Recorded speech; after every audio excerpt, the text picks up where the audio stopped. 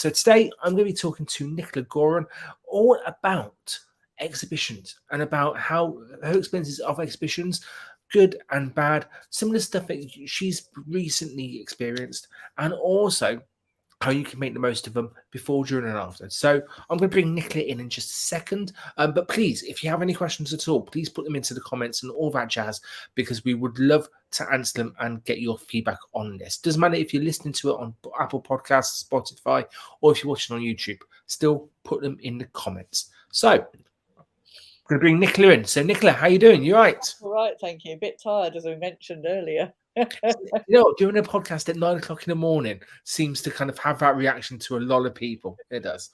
Not just that, so it's been a heavy week, as we were discussing, Very, very true. Very yes. true. And this is why actually I think it's very topical to talk about it right now, because to let people know, first of all, tell people a little bit about Iconic Creative Consultants and about what you do before we get into the whole expo exhibition business. Okay. Well, I'm a designer, photographer, and filmmaker, so I help people with their marketing materials, be it kind of graphics, logo branding. Just worked on a big branding project, and then things like exhibition materials, which we're going to be talking about a little bit later, and then photography and videos and promos and that sort of thing. So I help people look good, really, help their business look good, and help them engage with clients and potential clients to obviously grow their business. Nice. And obviously we kind of alluded to it, but what have you been up to over the last couple of weeks? I've had a stand at Olympia for the Museums and Heritage Show. And it was really, really good because it's the first. Obviously, they were really hoping that it would go ahead because it's been postponed for 2 years because of COVID. So everyone was really excited. But I was having to do, because I'm working with a colleague, but she's not so into all the business stuff. So I've been doing all the booking the show, arranging for the lighting, designing the actual materials for the show, and yeah, it's been quite stressful, really. So what I just wanted to kind of give a few tips of the things that I've experienced when doing this. This show was at Olympia, so it's a big area. It's not like a little, church hall or whatever it happens. How many exhibitors were at Olympia? Just to give a bit of scale. Our stand was P9, and there were like quite a few. So there must have been at least a couple of hundred, I would say, probably, stands of varying degrees. Now the first thing that you have to think about when you choose your stand, because obviously you will either be thinking about, oh, what show do I want to go to, or on what my budget is, what can I afford. But you then also have to think about the actual stand at the show, because they offer them in meter square sizes. So if you've got a little tiny budget, you can have a little 1 meter by 1 meter stand, and I think it's something like the business show has a your business street, I think it's called, or something like that, where you can have lots and lots of 1 meter stands. But from my experience, the first time we did a stand was in 2019, and we ordered a 1 by 2 meter, and it's not big enough. Because if there's two of you particularly, it's very tight. There's not that much space to put your graphics. You think, oh, 1 by 2 meters, that's really, really big. And I laid it out on the floor to work out what space I had, and it's tiny, because we were at that time when we were using roller banners, and then there's only room for one stool, only room for one table. So one of you has to kind of hover around outside in the aisle, which they don't like, particularly because you've got to keep the through fair. So I would say think about your budget. Obviously, budget is going to be key to this. But if you can afford it, I would go by at least a 1 by 3 meters. That's what we did this time. A 1 by 3 meters allows you a little bit of freedom. But what we also did this time, we didn't go with the roller banners. We went with 4 by 1 meter drops in the shelf stand. So, okay, for those that don't know, when you do a stand, you have the option of a kind of freestanding space, but you can also hire what's called a shell stand. And a shell stand is where you can install graphics in varying ways onto the wall of each drop. And it's made up by, it's a bit like one of these connector things that you have as a kid. It has little pillars that have got slots in where they slip boards, so you can then make angles. So you can have a corner slot like we did, or you can have 2 by 2 or 2 by 3 next to each other with another stand beside it. So you need to talk to your event organizer to get a floor plan, and a floor plan will show you all the spaces that they have available. Sometimes they have very large spaces like 3 meters by 3 meters or 2 meters by 2 meters, depending on the nature of your business and obviously your budget again. But when you're choosing this, have a look also at where your stand is, because ours was on a big crossroads. So we could be seen from the left, we could be seen from the right, we could be seen from straight down, and then we could also be seen depending on where the person was from behind us as well. And also think about the footfall from if these venue has got any theatres. A lot of these shows will do a series of interviews or theatre talks where they have a seated area, and people coming from that will often then pass your stand. If you've got it by the toilets, yes, you get a lot of footfall past the toilets, but it's people are obviously on the way in or they're on the way out. And they're not really so much interested in chatting to you when they're near a toilet, particularly. But if you then kind of go near these theatres, it's our stand was in a quite a good position near a lot of theatres, and we've got quite a lot of traffic. So that would be one tip. Check check the size that you want, obviously depending on your budget, but also check where it is. Is it near the front? Is it near the theatre? Is it near the toilets? Is it near the coffee stand? Because the coffee stand, whilst it may be good near, to be nearby that, think about where the queues are going to go. Are they going to go past your stand? Are they going to block your stand? All this sort of thing. Mm. So then, once you've kind of got your stand, and this is where it's like a case of you say one thing, do as I say, but don't do as I do. Because normally I would have been all over this. We've got to get, first I was in January, we had a meeting with my colleague and I had a meeting about what we were going to do. We decided what we were going to do, and I did an initial draft. And then I got hooked up on a big branding project. She got hooked up on a project for somebody else. And it was suddenly 3 weeks before the deadline, and we hadn't Zoom finalised our creeps up, site. doesn't it? Zoom creeps It up. it catches up, and Yeah. I hadn't even been able to read any of the emails that I'd got from the organiser, so I was behind. And because what they do is they send you a list of, okay, you need to enter stuff for your exhibitor badge. Do you want to hire lighting and electrics? Do you want to hire furniture? Because you can hire furniture. You don't have to buy show furniture. Again, it's dependent on budget. So, did you want to do that? You have to, if depending on how you're getting there, you have to book booking slots so that you can have your stuff delivered, or that you can deliver it yourself if you've got a car. And then you also have to book the slot for when you're leaving as well, because they have the build day, which is the day before, and you have to kind of book your slot on there. And so that was a mad panic. We did decide that we were going to have electrics because I had some videos that I wanted to show, so we bought electrics this time. But because I hadn't had a chance to do it, we'd left it late. So of course that cost a bit more because I didn't get onto the early bird thing for the electric. So it's planning it really well.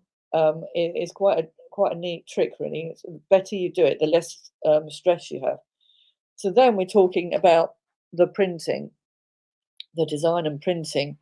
You need to, depending on when your show was or is, you need to take into account things like obviously weekends, because printers don't work over the weekend, particularly commercial printers.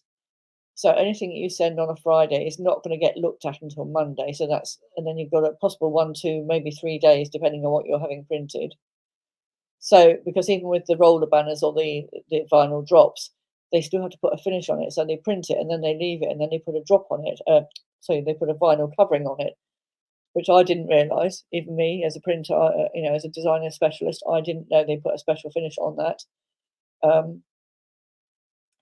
So planning and watching your schedule is very key to reducing your stress levels. Obviously, there's going to be stress. There always are with these sort of things. But managing your stress is working out a plan. Last time I did it, the first time I did it was 2019, and I had it all planned out on my calendar on the floor. Yeah. Okay, okay, here's Easter and here's May, because you have to bear in mind with Easter it's even worse. So you've got the 4 days, and then you what is it? This time it was maybe end of April. I can't remember now. Mhm. So you've Yep. got 4 days, then you've got East into May, and then you've got a bank holiday. So you've got to plan when you do your stuff.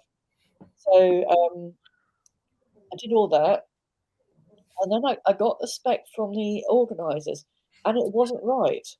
It didn't make sense with Okay. what I can't remember exactly what was wrong, but I knew it wasn't right because we had Okay. ordered I'm gonna do this so you can.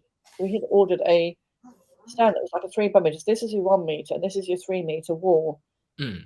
Um, I can't remember exactly what was wrong, but the measurements they gave me didn't make sense, and I had to get new measurements from, I can't remember who it was. I think it was the lighting people or somewhere like that. Mm. And when I'd done my initial design, I had designed it to the size that I'd been given from the organisers, and when I got it onto the correct size, there was more space, so I had to then re-space everything out on the actual layout. But what I would also consider, depending on the shelf stand that the organisers have hired, some of them have a fascia board around the edge with a post, which is good. But then when you do your graphics, you have to remember that people are at a certain level, so they're not always going to look up that high. This particular stands unit didn't they didn't have fascias on this particular thing, so we could design higher. And again, that's what I didn't realise. There was on the initial spec I had fascia boards. Mm. So there was obviously miscommunication there. So you need to make sure when you do your stands that you've got proper communication with the organisers and the people who are doing the shelf stand setting up. And Good call. Yep. also, what you have to bear in mind is that whilst you may design a pretty stand, maybe I can show this particular picture. We've got the long side of it, we've got the 3 meter side of it, and my colleague standing in front of it. So, can you see here? This is where the corner join. I'm pointing to the left-hand side of the screen, and then the corner joint would be here. And the way that they had given me the specs was we had the corner joint, and then we had the 3 panels going along the 3 meter stretch. And then this end was blank. But when we got here, they had put this extra half panel on the end, which I hadn't designed for. I had no knowledge it was going to be there, but it had to be there because otherwise the stand was really unstable because it's only uh, supported in the middle section. So you can get these surprises even when you're not expecting it. And as you can see at the top here, there's a lamp. We paid for the 2 lamps, and we also paid for the electric. So when I first got to there, the electric was running down this outer thing on the right-hand side on the actual stand here. Okay. But I had designed it to go on the left because that's where we're going to have the TV. So we had to get them to change it. And then up here, you can't see it, it's off screen. There's a big electrical, it's like a fuse box hanging over the piece of graphics here. So you always get things as a stand that will interfere with your graphics. So, So so effectively, even if you've had an exhibition before at a different event, it's still worth checking the specs and making sure it's all good oh, because it could definitely. completely be different. And being aware that it might have to be kind of flexible and change things around. With this particular sizing, they gave me a size. Can you see these are the central poles where you Mhm. slot the boards in? Yeah. And I I had it all designed to the correct size, and then I pulled it in by 2 millimeters each side, knowing that the size they'd given me was the size that would go into that space. So if Gosh. I pulled it, it's a bit complicated, I know, but if you pull it in by 2 millimeters, it then sits dead on the flat board rather than trying to go underneath those Yeah, things. that makes sense. So that was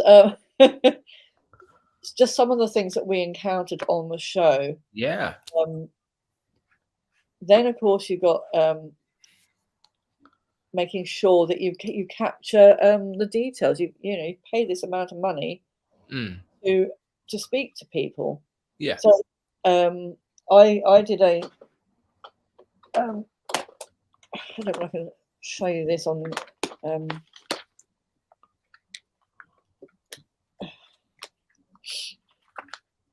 so I can find a blank one. I don't really want to show people's information.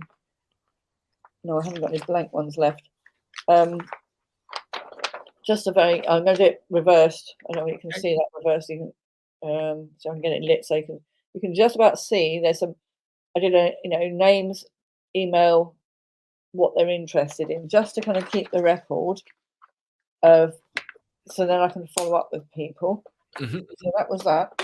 And just going back quickly to the actual stand itself.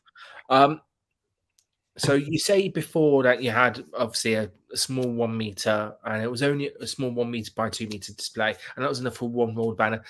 Did you find with this it gave you more space because you had more? Oh, definitely. That's what we definitely found this because we had. Let me see if I can find another picture to open up and show you. So let me open up this one. Okay. This is the other side of the stand. So can you see? Yeah, that works. I was able to put a TV in here with a table, and can you see this is the fuse box thing that I wasn't expecting. So I had to lift this up with my walking stick, and my friend put it underneath. So just be very careful with your measurements, because I have seen when I did something for a client of mine and a friend. Yeah. And I helped him on his stand, and we had the specs from the people. I designed it exactly to the specs, and it didn't fit because of various bits and pieces. I can't remember exactly what it was now, but we had to kind of push one bit in a different way to make it look reasonable. So No, this is really interesting. Now, you've obviously gone through the process of designing the stand and really focusing on that kind of part. But I want to take a step back just really quickly and ask you why you chose to display and exhibit at that particular display, at that particular exhibition. What was it about that attracted you to it? Because there's going to be people out there who would like to start exhibiting, but they have no idea where to start. So why did you choose that particular one for you? That's a very good point, Gary. Now, both my friend and I are interested in history. I always did want to be an archaeologist, Okay. and that sort of stuff. So we thought, okay, we'll try and get into the museums and industry, heritage industry, so we can do work for them, because obviously I'm a designer. I've got a love of history. I used to be a reenactor, a Viking and a Tudor reenactor. I've got a postgrad in heritage interpretation. So it's just something I resonate with. I like kind of looking after history, engaging with history. When I was working when I was a Viking reenactor, we used to do a lot of living history displays, and I liked engaging with the public, particularly children, getting them interested in history. And I used to do battle reenactments, and the kids, particularly the boys, like trying on the armor and all this sort of thing. And my friend she's a teacher. She loves the Georgian period, and she's an artist as well. So it all kind of tied together, really. So the first time I went to the Museums and Heritage Show as a visitor, because I was trying to get into the industry. I thought, okay, let's go and see. I can't remember exactly how I found it, but I did a bit of research on Google probably. I thought, okay, I'll go to the Museums and Heritage Show. And thought, okay, I want to do this next year, or I want to do this sometime. Yeah. So I spoke to my friend, and we were humming and hawing. So we thought, oh, let's give it a go anyway. And we did, and it was good. And then, of course, COVID hit. We were just kind of getting going and all that sort of thing. And then Mm. it was like we just put the second show, and COVID hit, and it was like, oh, okay, well, what we're going to do now? So yeah, it's the fact that you can see all these photographs in that picture that we were looking at earlier. These are all the yes, you can see all these are reenactments that I've either been a member of or taken photographs of. Mm. And with these, like this work here, the one that was for Islington Council, actually, Islington Council. They wanted to do an exhibition about World War One in Islington home front, you know. Mm. So yeah, I've always had an interest in history, and that's kind of why, really. Ah. So if someone was kind of looking to exhibit for their business, Yes. um, where would you recommend they start? Well, I would think about, I suppose, obviously, what business are they in? There's these shows for all sorts of people. When I was there, there's obviously the media and production show at the same time, which is unfortunate because I would have liked to have gone to that. Um, and then there was one for people who I think were either looking to get pregnant or people who work in that sort of industry. Hmm. There's all that sort of thing. I've been to hospitality shows when I was working with my one of my clients who it does Wi-Fi provision for hospitality companies. Okay. There's finance stands. There's all sorts of different stands. So I would obviously just look on Google, which is the main thing. But you Hmm. might want to contact the big um, exhibiting places such as Olympia, such as Excel, to see what stands they do. Because I've been to a cooking thing at Mm. Excel. Lots of different things about icing and baking and all that sort of thing. There's obviously the Ideal Home show for that sort of. There's the big boat shows if you're kind of that way inclined. Hmm. Um, and again, it just depends on what your business is, I suppose. But Yeah. then also, who are you trying to get as your clients? Who you're looking to get as your clients? I think that's the main thing, isn't it? It's about trying to figure out where your target market's going to be, Yes, where they're going to visit, and then be in front of them.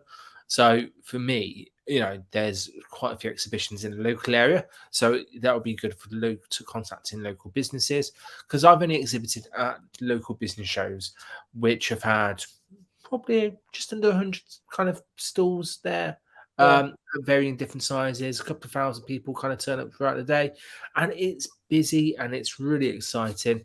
And you're dead right. You need to plan what you're going to do. You contact the organizer, get specs and all that kind of jazz. But it's so important while you're there to be visible and be present and then have a way of following up afterwards, which you've obviously got with your forms. Do yeah, it all starts with who are you trying to for me anyway, it starts with who you trying to target yeah, and then work backwards from there. So if I'm looking to kind of build awareness of my business in a local area, I'll check out some local business shows to start off with. I yeah, might go to a few kind of national ones to see what it's like, but I would start there and kind of move out. But it does depend on where the target market is. yeah. But what I would also say is, you don't always expect to get clients directly from the show, because what you're doing really is making yourself visible and saying, "I am here," or "Our company's here. We can help you." But the people that you meet you have people who are really, really interested who might well turn into clients. You might have people who are just visiting, but you also have people like, there's no disrespect intended here, but you have students, you have people that are just coming around, not necessarily interested in being a purchaser, but they like taking the freebies and stuff like this because a lot of stands give away freebies, or they'll do chocolates, or they'll do free notepads, or they'll do little fluffy gizmo things, or all sorts of stuff. So when you're there as a stall holder, you have to set some intentions before you go to your stall, and obviously manage your expectations, but be specific in who you're looking to engage with, because you can't engage with everybody, because not everybody is your audience. You'll get people that will talk to you, and obviously they've got their own agenda, and some of them may be just MA students or ordinary students. Some may be, depending on the nature of the show, catering students. Some may be freelance individuals who just obviously come in to see where they can get some work.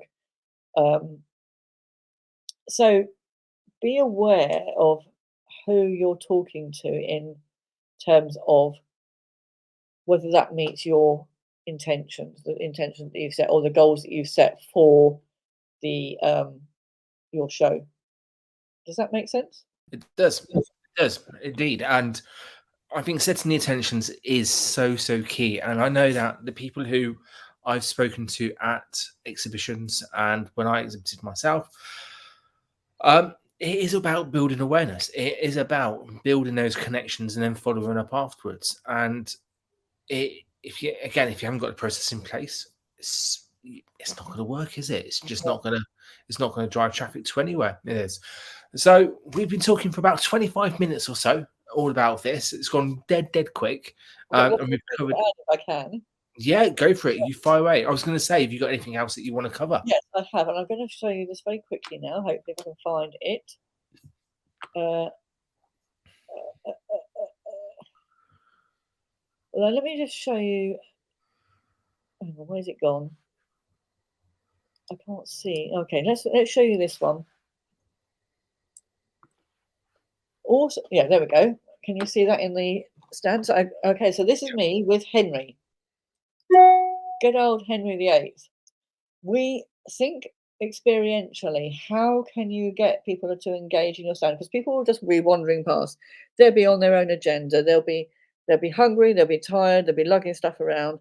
They'll have a coffee. They'll be chatting to their mates. They'll just wander past you and not necessarily see you.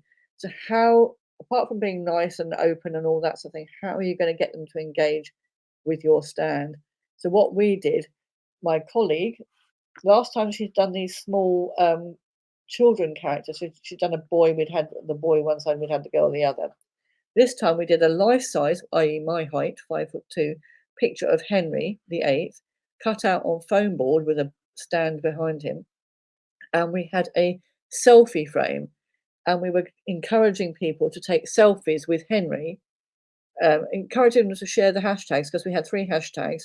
We had the M&H show, we had 2 creative birds, which is our kind of hashtag, and hashtag selfie with Henry.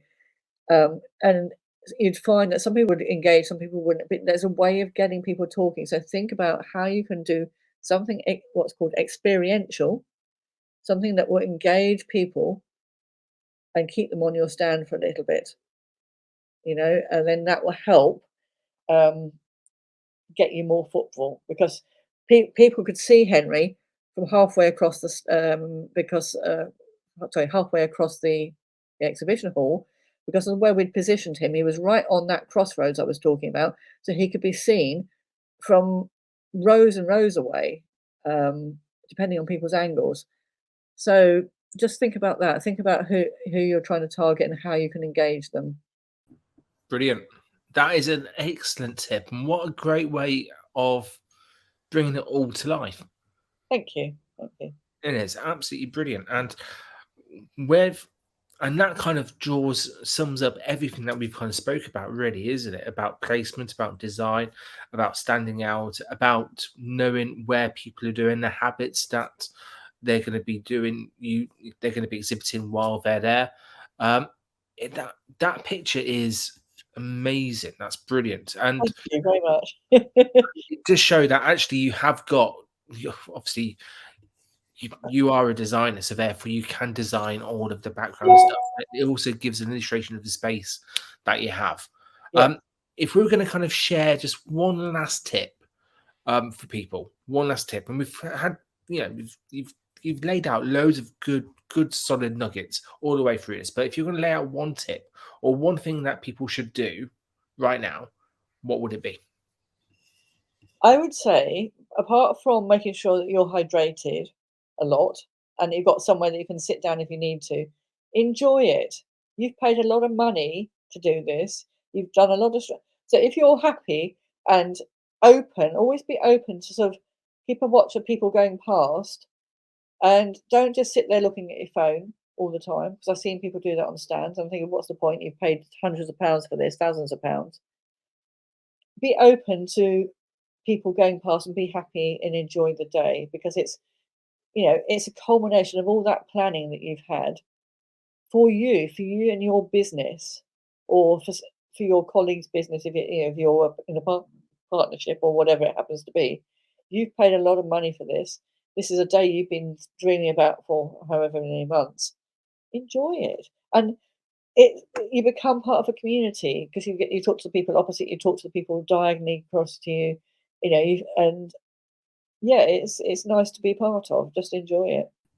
Brilliant, brilliant advice. Nicola, thank you so much for today, and thank you very much for that knowledge. I believe there's a blog that we can get. There's a blog post. I would need to update it, but I can share a blog post for some basic tips on exhibition design, covering some of the stuff we've talked about today. Aces. So what we'll do is we'll include that in wherever you're watching or listening to that. It'll be in the description of the podcast, or the video. So you can just quickly link to it to get more helpful hints and tips. But all I've got to say now is thank you so much, Nicola. If people wanted to find out more info about you, how can they? Are you on socials? What's your I'm on website? social. I'm on my website is www.iconicCreative.co.uk. I'm on Insta as Iconic Creative. I'm on YouTube as Iconic Creative. I'm on Twitter as Iconic Creative, and I'm on Facebook as Iconic Creative Magic. Brilliant. And that's how you do it, folks. Yeah. Nicola, thank you so much. Thank you so much for your time today. And I'm just going to say, my final goodbyes, which are to everyone watching, everyone listening. Thank you. You spent your time listening to us over the last half hour. If you even take one or two of those little gems and start implementing it, or start searching for business shows or exhibitions, stuff that you want to kind of visit and get involved with, start today. Start doing it, because there's no point listening to this show or watching it and then not taking any action from it. So thank you so much for joining us today. And remember, if you are watching this on YouTube, press that like button, smash that notifications bell so you get updated. We're producing videos like this every week. So if you do want to get involved with it, let us know in the comments and we'll get you on the show and we'll start helping you tell your story. But thank you very much, Nicola, for today. Thank you very much for watching, everyone. My name's Gary, and this has been The Grow Show. Take care, folks. Bye-bye.